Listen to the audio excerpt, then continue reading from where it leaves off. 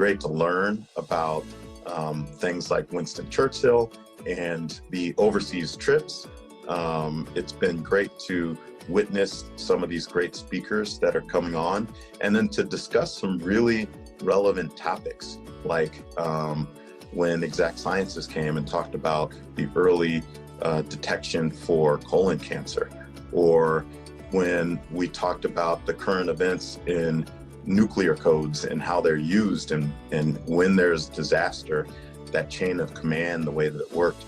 There's been a lot of really interesting things that I didn't know and normally would not have the opportunity to hear on, that I got to hear through Rotary. So I've been able to meet new people, connect with new people, make good business contacts, even get some clients, as well as make a difference and learn.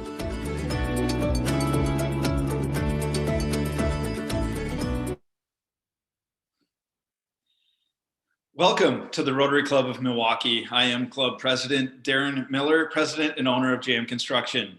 And as we gather today, as always, we will begin our program with the Pledge of Allegiance.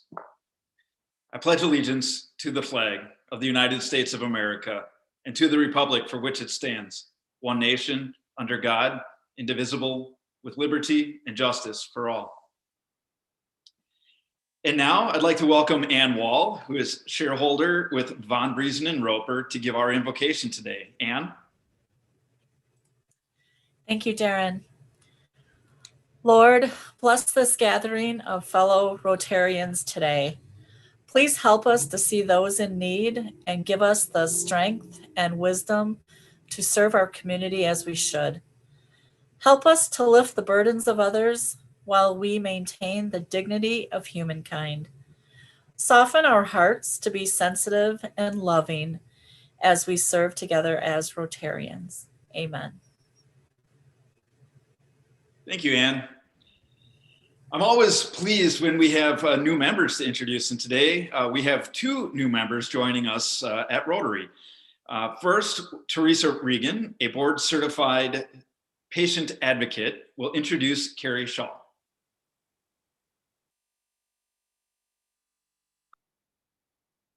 Teresa, you're muted, sorry.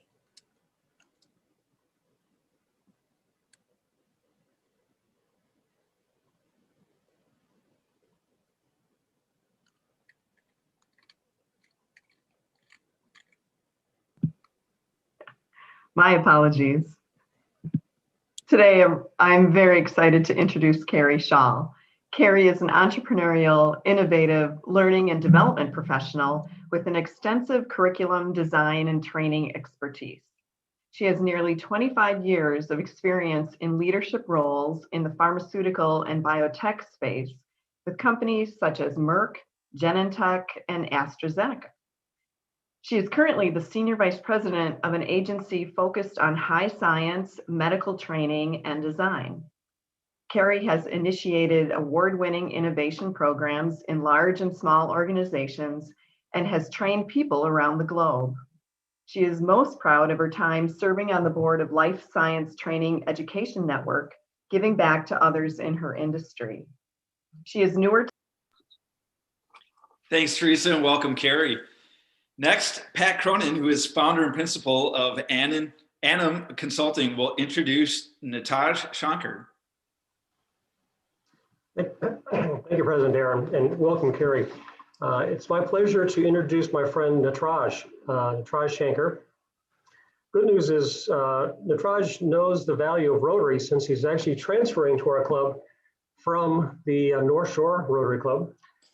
It's interesting that Rotary also knows the value of Nataj. Nataj has been the district chair of the Rotary Community Corps program on formerly incarcerated individuals' rehabilitation services. Bit of a mouthful, but very important.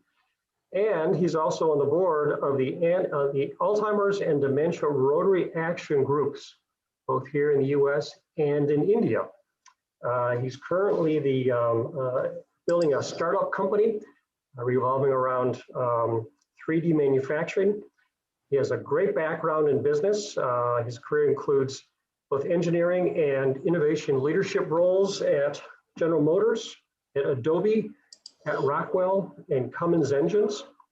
Natraj is a Shorewood guy. He is a guitarist with a soft spot for bluegrass music. He's also, which is probably one of the unusual things for our club, he's a longtime member of a barbershop quartet. It's just a very interesting guy. Again, a great addition to our club, great background and a history of service to Rotary at large. And I want to invite everybody to join me in a warm welcome to our club for Natraj Shankar. Thank you very much, Pat. Thank you, everyone. And I'm looking forward to engaging and even explaining what the rehabilitation program for formerly incarcerated individuals is all about, so that we can have Rotarians excited about it and do something about it. Thank you. Thank you. Welcome also, Carrie and Natraj. Really look forward to meeting the both of you in person at an upcoming Rotary program. And of course, we all keep our club strong by continually bringing in new members. It is a responsibility that we all share as Rotarians. If you know someone who might be interested in joining Rotary, send them a link to our Tuesday programs that you get in your morning emails, or invite them to check out our YouTube channel with all of our past virtual programming. I'd like to also say thank you to Michael Shepard, who is featured in our Rotary Now More Than Ever video series that played before the start of our program today. If you missed it, you'll also be able to catch it after the program ends. Our third book discussion of Cast by Isabel Wilkerson will be taking place tomorrow afternoon, Wednesday, February 10th at 4 p.m. via Zoom. Contact Michelle in the Rotary office if you'd like to join us for these engaging and meaningful discussions facilitated by our very own Paula Pennebaker. Did you know that our member Chris Hendricks posts an original photo to Facebook every day? Each photo was taken on the day that it was posted. Many of these are stunning. This Thursday at noon, we will welcome Chris to our snack program, and she will share some of her favorite photos and the stories that accompany them. And for all of you who are missing our connections in person, the Leaner Snack program is a great way to feel connected. Join us at 11:30 prior to the formal start of the program at noon for informal discussions. I find that these informal snack programs are certainly one of the highlights of our Rotary Week. The Coffee Connector is continuing to meet virtually this winter. The February gathering is this Thursday morning, February 11th at 7:30 a.m. You can find the link in this morning's email for the Zoom information to connect with the group on Facebook. And yet one more way to connect. We have heard across the organization that members are missing the small interactions and new connections that are formed at our in-person events. While we can't wait to get back together in person, in the interim, we have introduced the Pairing Connections. Sign up each month to be randomly paired with another Rotary member. It will then be up to the individuals to schedule a virtual or socially distanced meetup or meetups throughout the month. Contact Michelle in the Rotary office if you'd like to be paired. And now I would like to turn the program over to Bowden Zachary, Vice President and General Manager of Milwaukee PBS, to introduce today's program. Bowden? Thank you so much, and welcome to everybody on this incredibly cold day. Just so everybody knows, Everett Marshburn was on the way to our downtown campus at MATC when I had to call him and say, turn around, go home, because there's yet another water main break.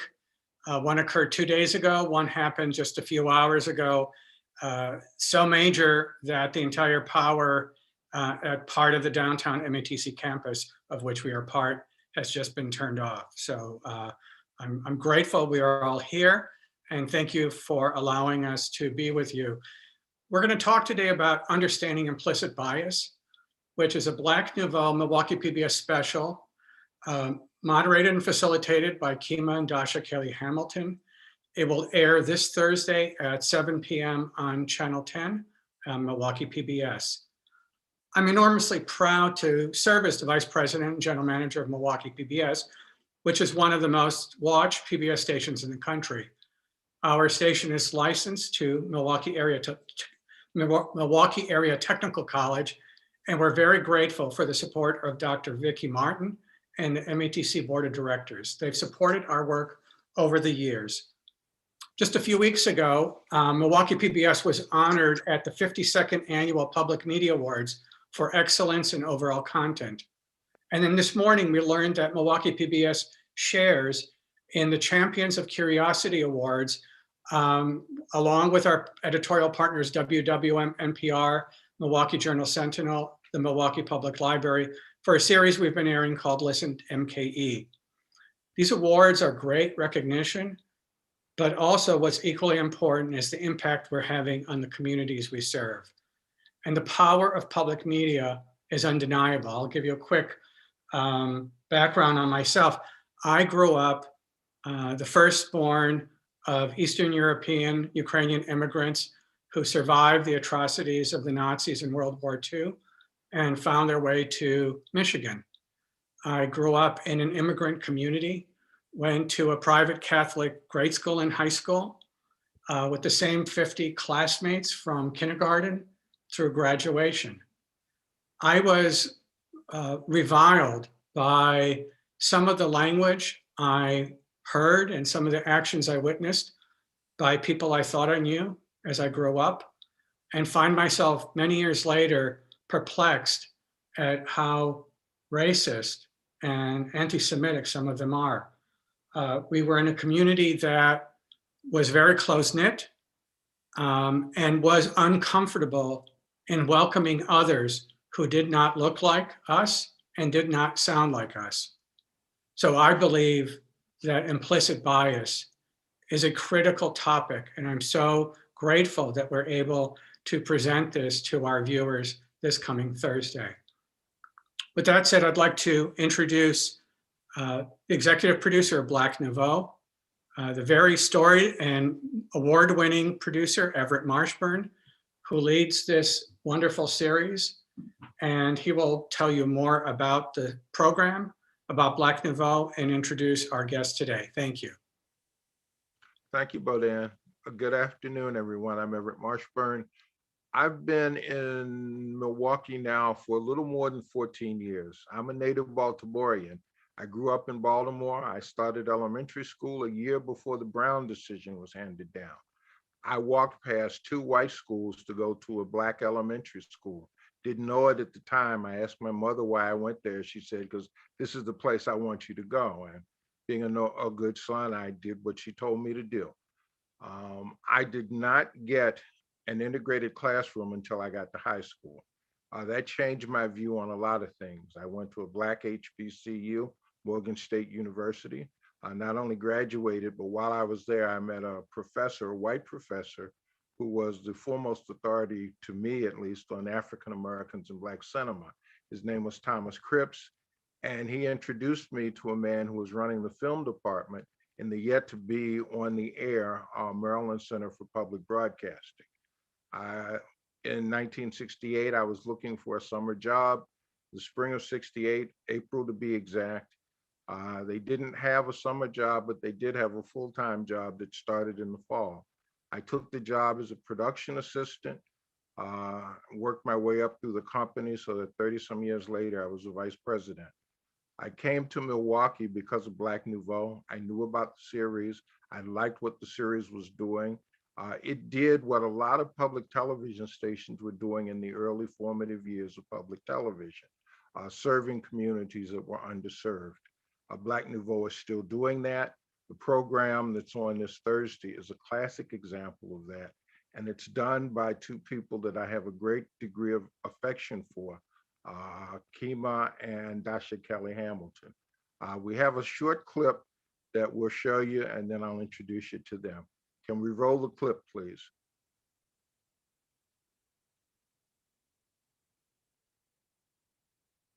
Implicit biases are negative associations that people unknowingly hold. They are expressed automatically without conscious awareness. That sentence, they are expressed automatically without conscious awareness, is evidence of how dope, right? Like how incredible our bodies are. right? Our brains are making associations in an attempt to be efficient, right? It's constantly doing this, and the more associations that it can make, the more efficient it could be, right? Like defragging your computer or something along those lines. So if I say peanut butter, I'll probably say jelly. If I say Batman, Robin. Pen, Teller. That works. Yeah. Okay. Now, that happens automatically. I think where it becomes problematic is when those associations aren't necessarily accurate. See, we've all been socialized in the same in some of the same waters, and because of that similar socialization, we all hold implicit biases towards each other. If I saw me walking in my direction, I would have a heightened awareness that I saw me coming, and I know how kind my heart is. And when these associations become norms, that's when they become extra problematic, because that means all of us have unwittingly bought into these associations becoming accepted, expected, and normal, just the way things are. For example, if I say police, you may say brutality. If I say millennial, you may say entitled. If I say pit bulls, you might say dangerous. Implicit biases, they shape our priorities, our politics, our policies, our practices, and they even go as far as putting obstacles in the way of some people just simply living life with dignity. And speaking of implicit bias, I have to admit mine. I think these are two of the most incredible human beings I've ever met. Dasha is currently not only the poet laureate of Milwaukee, she's the poet laureate of Wisconsin. I met Kima just recently for this project, but they're really two human beings that I have the utmost respect for. And with that, I'd like to introduce you to Kima and Dasha Kelly Hamilton. Hello, and thank you. And we're both blushing and getting ourselves together for this moment. We're glad to be with you, and thank you for all of those kind words. Yeah, I'm in that same vein. That feeling is definitely mutual. Everett and I just recently met with this project and just kind of nerding out on him and his legacy and what he's meant to, in this implicit bias conversation, we'll get into how we actually got there. And a big part of that are the images that we're just inundated with. And when I look at the work that Everett has done over his life, just making sure that the images that we see of some of those marginalized conversations are done with dignity. I just don't know if there's a value you can put to that life work. Yeah. Mm-hmm. And a grander idea of dignity. Overall, working with the PBS team, it was a conversation from the beginning. Never at one point felt that we were being tapped or exploited or what we had to offer was being taken. It was from the very first conversation, a partnership. So we are really excited to be able to present this information, and we're thankful to Bowden and Everett and the rest of the team to have us on board. So we're excited to share this with you too. Rotary, we're going to be a new family now. Who knew? Short introduction. I'm Kima Hamilton. I lived in Milwaukee. At this point, I go back and forth, but I lived in Milwaukee for about maybe 4 or 5 years. I worked at 88.9 Radio Milwaukee, and my tagline was like, I'm a Georgia boy from Philly with an Alaskan spirit and a Milwaukee address. So that I grew up between Philadelphia and Dirt Road, Georgia. I came to Anchorage, Alaska after college. Fell in love and found my way to Milwaukee and have been enjoying that experience of the, coming into Milwaukee, especially as Dasha's husband, isn't the regular Milwaukee experience for a 6'3" Black man, just to be frank with you. And so, I've just been really leaning into all of the Hill-Walkians, for all of the different stats and figures that you'll hear of Milwaukee. I just feel blessed to be in constant conversation and in community with humans who have a Hill-Walkian spirit. And I am Milwaukee born, but I also learned the city as a transplant. So I am Dasha Kelly Hamilton. I am a child of the city, born in St. Joseph's Hospital, the whole deal. But my father was a commissioned military officer. So my family began traveling when I was as young as 4. So we literally traveled the globe, and I came back to the city. Like, I was going to be one of those brain drain talents. Why would I come back to the city? I'm just going to go visit my grandmother. And then that job came through. So that's what brought me back. And even when I came back to the city, I just knew in 6 months, I was definitely going to be someplace else. And a quarter of a century later, I'm still connected and still here. And a lot of that's because I was able to craft my own work of creating space for people to get the habit of listening and being heard. So in fact, that's how we met. We were both facilitators. We were both doing work with youth literacy. We were both finding different unique ways to put our boots on the ground to give unheard voices a chance to be heard. Yes. A little fun fact, I think Carrie, one of the newest members of the Rotary Club, is from San Francisco, and that's now our city. You have to share it with us, Carrie. We met and got engaged behind the San Francisco Opera House at one of the Brave New Voices festivals, which is an international poetry festival for youth. And so we met in chaperone mode, but yeah, we were behind the San Francisco Opera House. So that not making out, that we were standing in line with the students and stuff. But yeah, the Bay Area, the work of the Brave New Voices, again, like I mentioned, is a international poetry festival for youth between the ages of 13 and 19. And so we have done similar work with adults, but what I found refreshing and fulfilling doing the work with that age group is they still give solutions, and I still, as a 43-year-old, I still carry that type of hope with me. Like you get a 13-year-old, 14-year-old, 15-year-old writing, because before you write, you have to research. Right, which turns into this process and exercise of getting a better understanding of the world around you, to be informed when you're writing, and then to write it and share and be heard, and they still have hope. All right, like they still have hope, and so just being in that community, being encouraging humans, being encouraged by 13, 14, 15-year-olds, being challenged, has definitely been a process that I still carry with me in doing this work, which, talking in conversations around implicit bias is hard work, and it takes courage. And I just wanted to mention, I still siphon that courage from teenagers that we mentor. And even on the other side of teenagers, it's all a matter of us being humans and having a space to have this discussion. So being able to, I feel like it's been this longitudinal study where there's literally the same session that I've done with kindergartens, 5th graders, high school students, corporate executives, prisoners, ballerinas, and to the person, they're like, look at this thing that I did. Yeah. And there's more up there.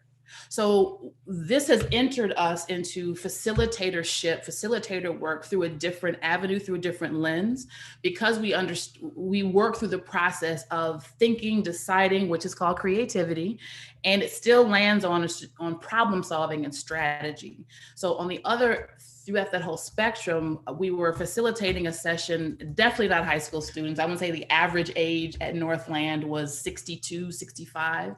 So we're looking out at a sea of lovely silver hair ideas.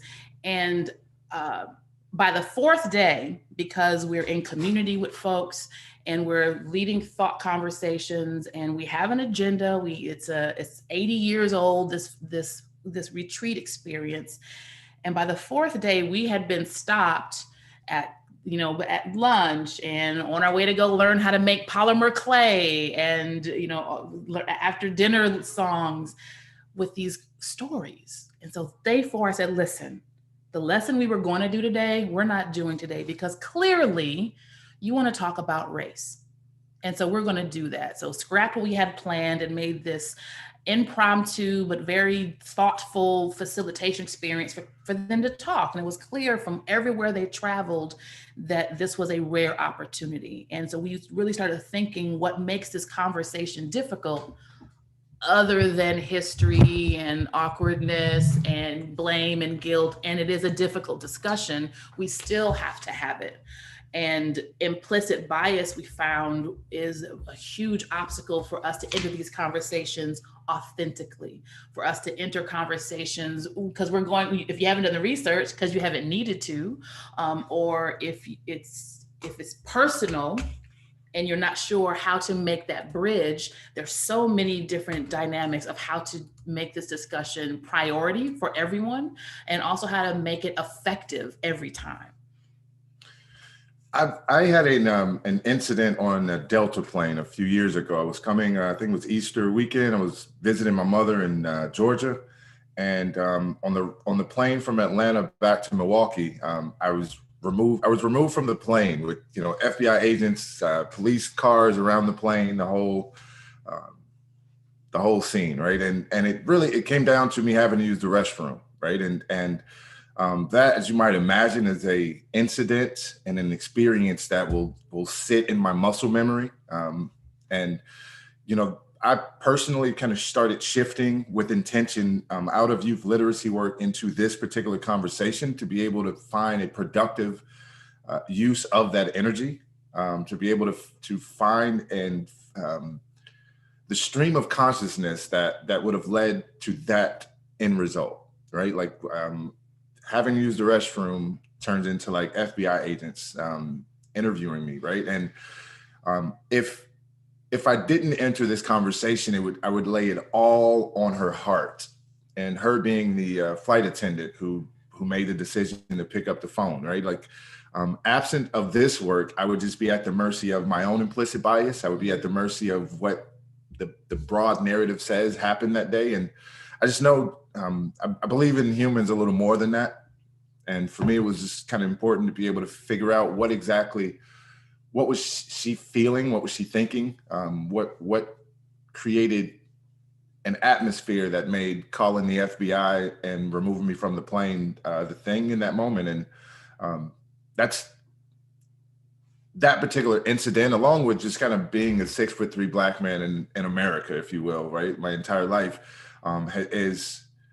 has motivated me to enter this conversation through the lens of implicit bias, which is different than racism.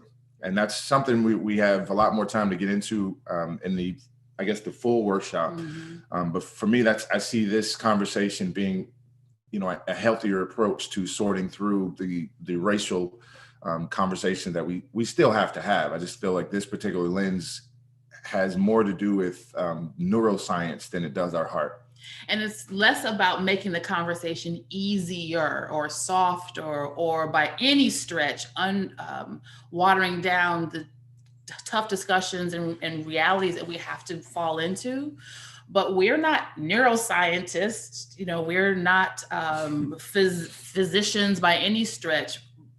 But because we have worked with humans and we have committed our life work to human and social wellness, I know me as a storyteller, on top of that, I hear the science with a different weight, with a different gold thread in it. And that is understanding how we got here and also appreciating the work we all have to do and expanding to that. It's everyone's conversation. It's not a conversation. It's not a conversation just for people of color, just for LGBTQ community, just for folks who are left-handed. It is a conversation for every human citizen, because implicit bias is just how brains work. And understanding that helped us shape a conversation, helped us shape the work we were already doing into inviting other people into a conversation is not led with guilt, that is not guided because it's the right thing to do. It's not based in a politic. It is understanding our human tendencies, frailties, and potential. And implicit bias is something that we have to understand that all of us are at the mercy of. But we also all have the power and with attention to not let it run ourselves and our nation amok. There's a video that we found I find a lot of value in it to, help frame the conversation of how we got here. The video is entitled "What Beyonce Taught Me About Race." We're going to show a snippet of this video in the interest of time. We do suggest or recommend you guys go and see the full video. There we are.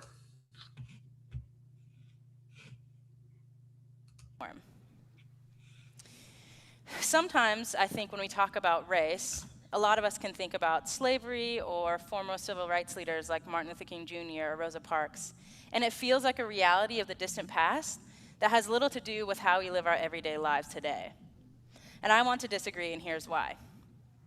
So Terrence Roberts, he's one of the Little Rock Nine. They were the first 9 students to integrate the Little Rock school system.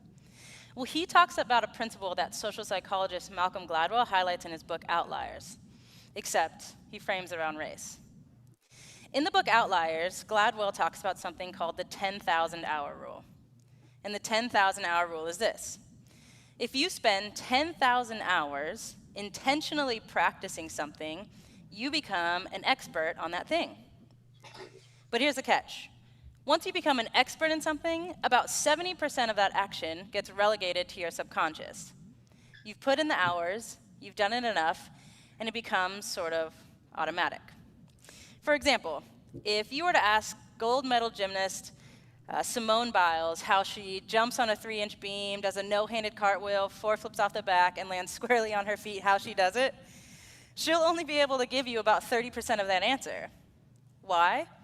She's put in her 10,000 hours, she's become an expert, and when she gets on the beam, her body knows what to do. It becomes automatic. Okay, so what does any of this have to do with race? Well, I want to give you some dates. The first is 1619. 1619. This represents the year that the first Africans were brought to the US as slaves. The second date is 1954. 1954 is the year of Brown versus Board of Education. This is the case that was meant to desegregate our country. Now, for the sake of this example, let's assume that in 1954, our country integrated and everything was great. We know that that's not the truth, but just track with me. So 1619 to 1954. This represents a span of 335 years. Now, for these 335 years, our country intentionally practiced the dehumanization of, the abuse of, the exploitation of, and the segregation from Black people in this country. For those 335 years, Black people were owned as property, were refused citizenship, were treated as less than, were bought and sold as commodity, used for entertainment, and disregarded. Now, if you're wondering how that time breaks down, those 335 years represent 294 10,000-hour units. So our country became an expert 294 times on the dehumanization of, the oppression of, the abuse of, and segregation from Black people in this country. Now remember, once you become an expert in something, 70% of that action gets relegated to your subconscious. So if we look around and we ask ourselves, why are racial tensions still so high? Why are so many parts of our country still so segregated? What is going on? If we trust our automatic responses, we'll only be able to give you about 30% of that answer. Now, assuming that in 1954,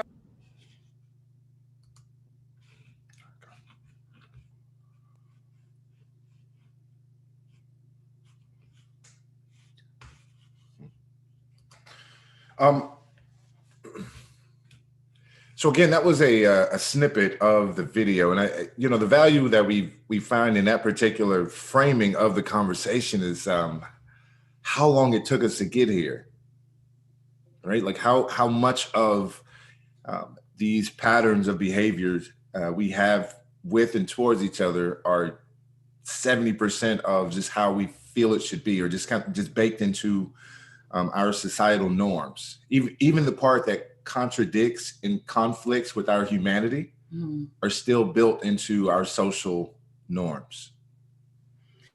And one of the things that we spend a lot of time setting up or putting the frame around as the frame that we all walked through.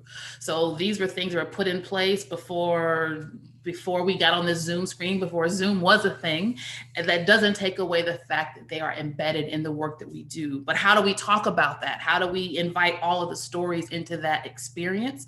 So yes, that was centered on the experience of Black Americans. It is Black History Month. We are 2 Black people, but this becomes a muscle of how you then show up next month for Women's History Month. And then how you show up in June for the LGBTQ community. And then how you show up again for vegans, and how you show up again for under tall people, how you show up. How are you going to show up? This becomes a muscle for how we interact with one another, giving one another that grace of human dignity, of expectation, of acknowledging that your brain is doing things and shooting messages that don't even belong to you in many cases. You are getting messages that came from your grandfather, the things that he used to say about that neighbor. You're getting messages that come from media, the things that are not clearly explained about that particular lifestyle. You get things that are brought to us from the news, and we have assumptions on people who have a particular record coming from incarceration. So this habit of implicit bias shows up in every interaction that we have. And it's a matter of acknowledging it. When you acknowledge that you're just getting that cookie and that ice cream because you're bored, you're able to change your habit about how you snack. So when we can acknowledge that implicitly we are biased in many of our human interactions, we can not snack out of boredom.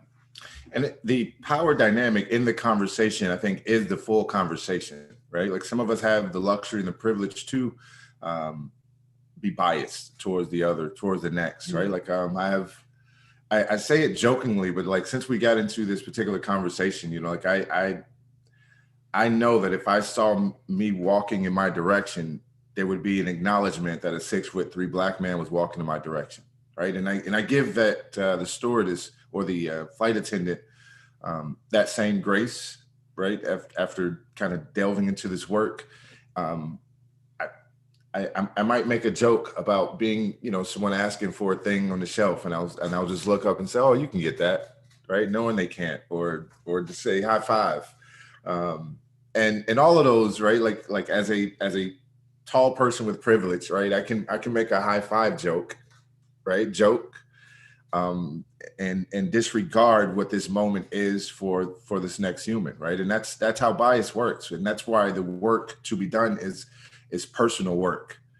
The model of shaming a person into doing the work, guilting a person into doing the work, that model, I think, is insufficient in a lot of ways. I think that's the model to introduce the idea of the work to a human, but then it's our responsibility. And the working with kids, and they won't give you a choice.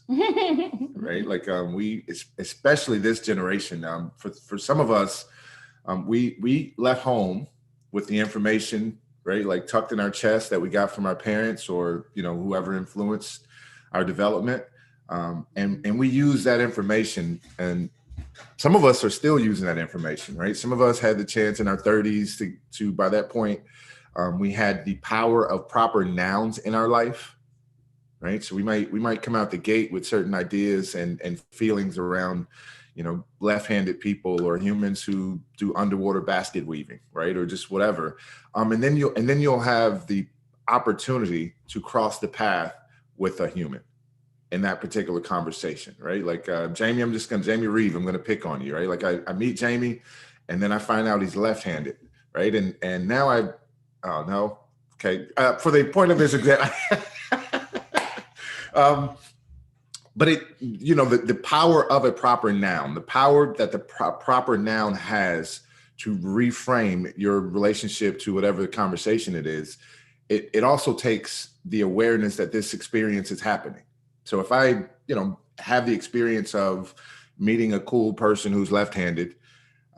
And in my reflection and meditation, I just kind of glaze right over that moment, right? It doesn't sit into my muscle memory, right? I want to sit in that memory and challenge myself. And this is a very intimate, independent conversation. I don't necessarily have to make a Facebook post and be like, today my life changed. I realized that left-handed people can be cool, right? That's an intimate moment when you're brushing your teeth. That's an intimate moment when you're taking a shower. Like, man, that left-handed guy was cool. And we're hoping that, and our design in this experience was an evolution beyond the cultural awareness, beyond diversity training, beyond cultural competence. So those are interests, that's information. What we are striving for with this process and our training is XM, explicit conversations about implicit bias. Conversation being key to that title. We're inviting people to reframe how we enter this discussion in the first place. Take church as an example. For folks who were drugged into church because it's what you have to do, how committed and what is that religious relationship now as adults, right? Different from when you find something that makes sense for you, yoga, I guess, you stick with it. When you're doing yoga because everyone else is and they say you're supposed to, you don't stick with it. That would be me. So we are reframing the why of the discussion and inviting people to create some parameters on how. So XM is in this discussion, this webinar is an invitation for moving into the how, because people, we don't need to do any more studies about what or why. Okay, thank you. All the head nods. We're clear. We know the space we're in. We understand the time we're living in. And everyone at minimum acknowledges that everyone has a bit of work to do. And the word work makes it feel hard and painful, as the word work in every other context usually is. But this is hard and painful history we're moving out of, but there's a lot of glory in obviously our history, and there's so much waiting in front of us if we all get on board and have this conversation in a real way. We opened Dasha and I opened a place on MLK at the corner of Martin Luther King and North Avenue. It's called The Retreat. It's a gathering space. And the vision behind the retreat was, we both had been tapped to be on panels, facilitate discussions, right? Curate. And we realized that the model is, hey, there's a thing we want to address. Let's meet one time, break out into breakouts. Don't forget the sticky dots. We got to read the sticky papers at the end of the thing. And then we'll never talk about this thing again. Right. And I don't know if you guys have had that experience. We've had it more than we feel is healthy for society. But so the vision of the retreat, the definition of retreat is to fall back in the face of a seemingly stronger power. So we felt it important to create a gathering space where humans can retreat and regroup, where when we can meet about that thing, we can commit ourselves to a series of conversations, right? To doing the work in the way that allows for strategy and allows for implementation of those strategies. So the vision behind the business we have is to assist and facilitate humans gathering. We try to stay away from it being a safe space. We feel like there's enough safe spaces on the planet. This is a really brave space. You will be safe in that bravery. But won't be safeguarded from going into those spaces necessary to actually do the work. Which, I think there's something poetic about us opening a gathering space just as humans were deciding that they didn't want to gather anymore. Who decided that? Well, it had been decided. Let's say it had been decided for humans, and.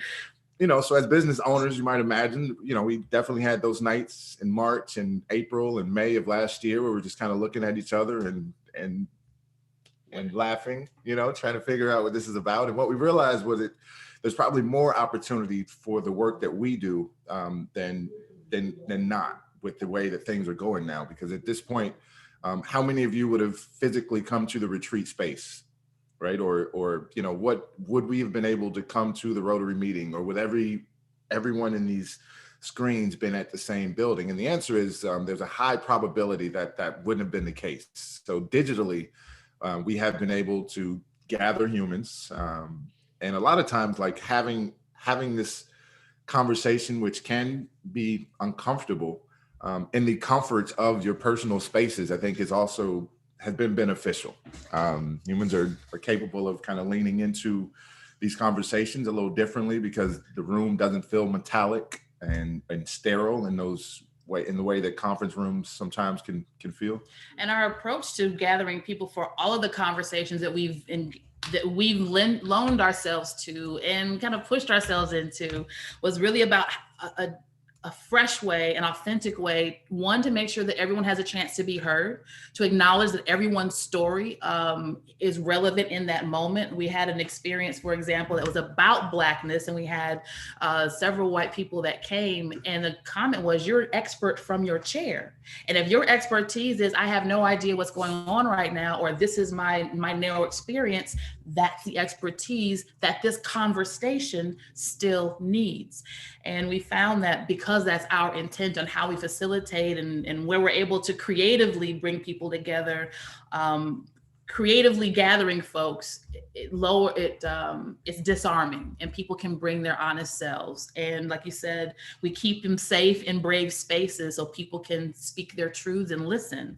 So we have found that in the course of this past year, after we had our panic moment, the retreat has still been as vibrant online through our virtual programming, through the trainings that we offer. We've built a network of other thought leaders, adjunct professors, motivational speakers, business owners, just content experts, and offering a folk school they're offering courses similar to this. So we're excited to move forward. We just recently were awarded a grant from Drew Holiday of the Bucks. He had a Delta Airlines scenario. And so you can imagine when I get the call from Kima that he's being removed from the plane and their FBI involved, I'm panicking, and I've just cussed out poor little Andrew in customer service in Cleveland, wherever he lived. And Drew Holiday's wife similarly was like, what is happening?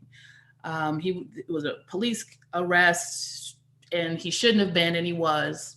And he donated his salary to 5 businesses in the city, small businesses with women leads and that are committed to improvement.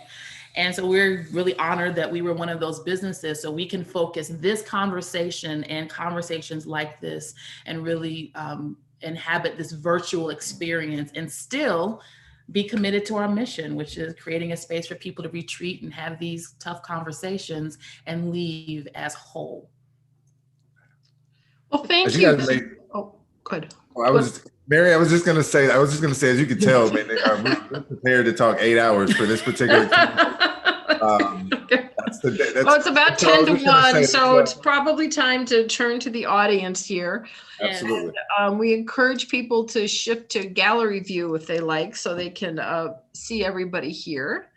I'll just say the first comment that I saw was from Tom Gale, who says, what a great couple. He'd really like to hang out with you. So I bet a lot of people feel that way. So we'll have to have you join Rotary. So you're the family now. Teresa Esser says, what a great idea. I assume she's referring to retreat. What are the hours? Is it like a cafe where you can drop by and get a drink and sit down and meet whomever is there? Currently, we have had to suspend on-site. We found ourselves, especially getting into April and May and June, where there was one particular day where we were refreshing, just to see what the latest. The CDC. Yeah, exactly. To see, is it 10 people? Is it 10 people 10 feet away? Is it 6 people? And then we just start realizing, especially in the community that our business resides in, that, it's a conversation of what can we do legally and then what can we do morally. And just right now, we just felt some kind of way about inviting humans there with no guarantee that we could keep them safe as it relates to COVID. So we've shifted a majority of the program online, and there was Tiffany Miller was making masks in the space. She's an owner of the Bronzeville Collective, if you're unfamiliar. Okay. It's a boutique also in Bronzeville on the corner of Bell Phillips and North Avenue. And the Bronzeville Collective, there are 4 principal owners. They're makers of perfume and jewelry, hats, glasses, leather bow ties, and they also represent each another dozen other Black women makers. So in total, there are like 30 something entrepreneurs represented in this gorgeous, gorgeous store. Tiffany Miller, her specific trade, she earned a contract to produce face masks, beautiful, colorful face masks for the city health department. And because we weren't able to use this space, we were able to coordinate, and she was able to produce like 30,000, some incredible number like that out of the space. So it's still producing good community stuff. I actually think I got several Christmas presents from the collective this year. Here's my headband hat that was, I think, knit by one of the owners. That's right. That's the bloom. Yes. There you go. Kent Butters says, referring back to implicit bias, I'm wondering about the word choice of implicit rather than something like dysfunctional or inappropriate bias. Aren't even healthy biases implicit, projecting past experiences onto current ones? I think that's health. I appreciate that as a question. My personal response to that would be not to cast either of these directions as unhealthy. Yes, having a particular assumption about another person you don't know can be an unhealthy outcome. But because implicit bias is how our minds work, yes, there are positive leanings, assumptions that like all librarians are nice and quiet, and when you hang out with librarians, they love whiskey too. I just want you to know that I've had that glory. So it's not the fact that the thought process is implicit that makes it good or negative. Our interest is the fact that it's implicit, that you're not thinking about it, that it's unconscious to a degree, is what we want people to focus on. So one, it removes the guilt of, did I have a negative thought? Does that make me a bad person? Possibly, you over there. But more importantly, acknowledging that we have thoughts, that we need to check them. We need to filter them. We need to have a better bouncer of our thoughts. That's all I'm saying. So that would be my response, that it's in terms of how to frame the conversation of implicit. Okay. We have a rather long question here, and I'll give it a try. It's from John Frankie, and he says, use your judgment. Maybe you just want to email it to Kima and Dasha because it's kind of long, but we have just like 2 or 3 minutes, so maybe we'll start and give you an opportunity here. When it comes to the biases that affect how we react to people different than we are, is there a big gulf between explicit and implicit biases? Don't they both arise from some deep instinct that we evolved long before we started interacting with lots of people who look different than us? So probably similar to the other question, but does figuring out how to live together in the modern world involve trying to make a fundamental change in human nature? And does the fact that so many of us want to try to suggest that we also have some instincts that we all want to be fair? So that's probably sums up a lot of what a lot of people feel in terms of wanting to move into the conversation, I think. Sure, and that's and I'll email it to you too. And we're open to responding, I guess, to some of these questions if we don't get time to address them during this particular setting. I feel for, when we move through like the longer facilitation, there's a half day, there's a full day, like we're intentional around, the way that the groupings happen, and the focus let's say the reason for that is we understand that we all have a way that we feel about the other, right? And when we start realizing that it's more neuroscience than it is a personal choice. Our bodies are designed to keep us safe. That's their primary job. So if we have had it signaled that the other is unsafe, there is always going to be a heightened awareness that the other is there. I've been blessed and privileged as a DJ as a trade. So I've DJ'd in gentlemen's clubs for 20 years. I've done programming in prisons for 15 years. And those two communities have, those are two, when you get into strippers and convicts, collectively, we give each other permission to stand on those biases, right? Like those are two groups that collectively, if I make a stripper joke or if I make a ex-con joke, I probably won't get a lot of pushback because we have already decided as a society that those are less than humans, right? We don't necessarily align with their proper nouns and with their stories in the same way that we would want that same grace. We wouldn't want any one of our worst days or those decisions that we make en route to our legacy to define our entire narrative. But yet there are certain communities that collectively we've decided, even if it's through our silence, that it's okay to have negative opinions around what we feel that life or that lifestyle is. If I'm understanding your question, I think that's what it is. I think it's how what do we allow collectively? So individually, the only reason or one of the main reasons that I'm going to have those feelings and they're going to be so intense, it's because those feelings are not in a vacuum. They are in relationship to what we've all decided was, air quotes, right or wrong. And that's where the discussion gets exciting because we have a chance to push back on that as a social norm. I was mentioning earlier that we were at the mercy of our parents' conversation until we had enough lived experience or the interest to research ourselves into a broader understanding. Our kids, they can fact check everything that's coming out of our mouth immediately, right? So they will, in my opinion, and sometimes in certain ways, I think there could be some overcorrecting happening, right? But I still appreciate that willingness to challenge everything that we say and give themselves permission to be their full human self. And this becomes a distance. We can narrow the distance between implicit and explicit. So when we think about racism, we think about those explicit actions that often are born from an implicit, unexplored question.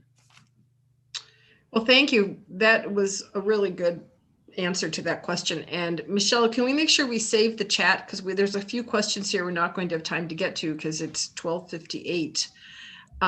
But I will just close with Megan Holbrook saying that her sister-in-law had a bumper sticker that says, "You don't have to believe everything you think."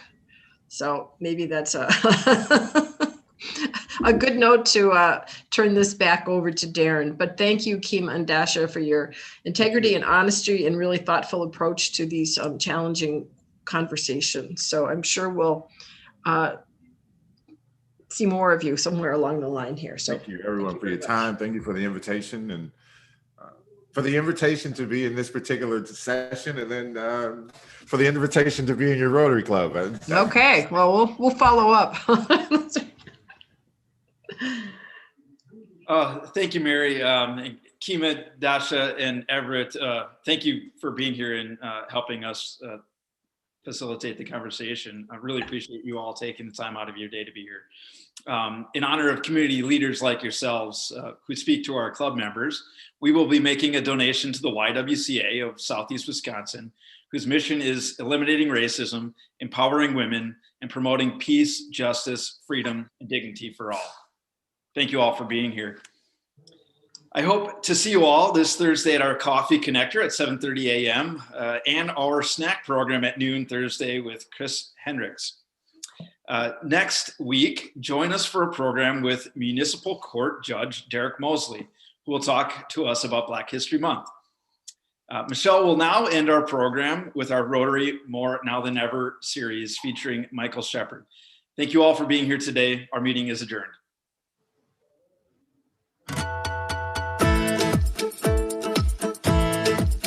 I've met a lot of new friends through Rotary. It's been great to meet people that you maybe are aware of, but haven't had the opportunity to sit down and break bread with.